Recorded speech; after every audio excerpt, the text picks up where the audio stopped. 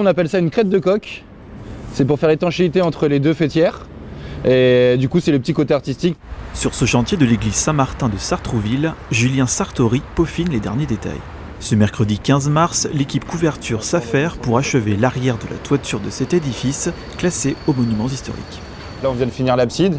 Je suis en train de faire les crêtes de coque là, pour finir l'étanchéité du faîtage. On essaye vraiment de travailler à l'ancienne, tout en essayant d'améliorer pour éviter les risques de fuite. Édifiée en l'an 1009 sur une butte dominant Sartrouville, cette église emblématique de la commune a débuté ses importants travaux en janvier 2022. Suite à de nombreuses fissures et déformations, la stabilité du clocher n'était plus assurée. Une reconstruction était nécessaire. Nous avons d'abord procédé au démontage de la flèche, et puis en partant du haut, d'abord le coq, puis en redescendant pierre par pierre, en les notant, en les mesurant, de façon à les reproduire à l'identique, avec une pierre identique également, qui provient d'une carrière de Saint-Maximin.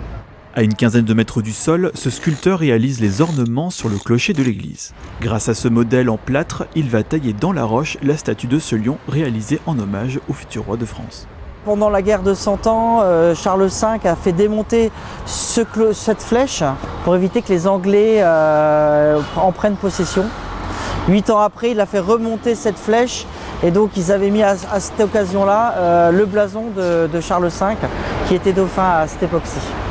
La sculpture originale ayant disparu au moment des travaux, seule une photo du début du XXe siècle et un document papier permettent cette création.